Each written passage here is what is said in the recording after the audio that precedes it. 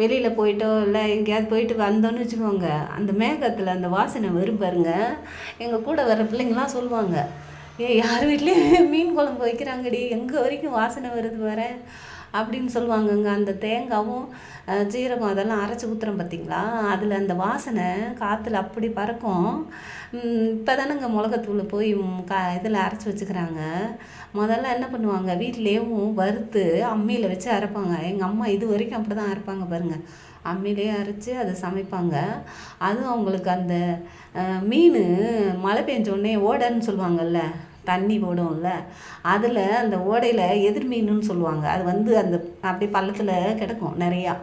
அதை எடுத்துகிட்டு வந்து அதை பிடிக்கிறதுக்காண்டி போவாங்க. மழை பெஞ்சிருச்சுன்னா போவாங்க. அந்த தண்ணியில் அந்த ஓடினதுக்கப்புறம் ஓடை தண்ணி போகும்ல, போனதுக்கப்புறம் அந்த ஓடையில் நிற்கும்ல, ஓடைன்னா சாக்கடை தண்ணின்னு நினைக்காதீங்க, மழை தண்ணி நல்ல தண்ணி ஓடும்ல, அப்போ அங்கங்கே கட்டி கிடக்கும். அந்த தண்ணியில் பார்த்திங்கன்னா மீன் கிடக்கும். ஏன்னா குளத்துலேருந்து வெளியே வந்துடும்ல, அது எதிர் மீன் சொல்லுவாங்க. அதில் கிடக்கும். அதை பிடிச்சிட்டு வந்து மசாலா வறுத்து தேங்காயெல்லாம் வச்சு, இங்கெல்லாம் மீன் குழம்புக்கு தேங்காவே வைக்க மாட்டேன்றாங்க, தேங்காவை தொடவே மாட்டேன்றாங்க. எங்கள் வீட்டிலலாம் ஃபுல்லாக எல்லாத்துக்குமே தேங்காய் தான். சாம்பாருக்கு தேங்காய் அரைச்சி ஊற்றுவாங்கங்க. தேங்காய், சீரகம், காஞ்ச மிளகா, அதை 3ஐயும் வச்சு அம்மியில் வச்சு நல்லா அரைச்சிருவாங்க. இல்லை சில பேர் கொஞ்சோண்டு மிளகு அந்த மாதிரி வச்சுக்குவாங்க. அரைச்சி சாம்பாரில் போட்டுருவாங்கங்க. இந்த மிளகாத்தூள்லாம் அள்ளி போட மாட்டாங்க. அது கொதிக்கும் போது அவ்வளோ வாசனையாக இருக்கும். இது மீன் குழம்புக்கும் அதே மாதிரி தான். நல்லா வறுத்துருவாங்க. வறுத்து அரைச்சி அதில் மீனை அலசி போடுவாங்க. அது நல்லாயிருக்கும் தேங்காய் அரைச்சி ஊற்றுறதுனால. என்னன்னு கேட்டால் மதுரை மீன் குழம்பு அப்படின்னு சொல்லுவாங்கங்க. மதுரையில் மீன் குழம்புனா சூப்பராக இருக்கும். எங்கள் அம்மா அங்கேயே இருந்ததுனால அந்த மாதிரி செய்வாங்க.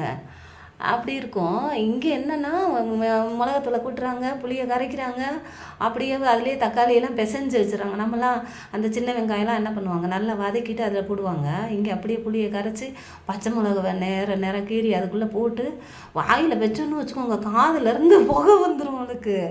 அப்படி தான் ஒருத்தவங்க கொடுத்தாங்க, கொஞ்சோண்டு சாப்பிட்டு பாருங்க, எங்கள் ஒரு மீன் குழம்புன்னு கொடுத்தாங்கங்க. வச்சு பார்த்தா வெறும் மிளகாத்தூள்.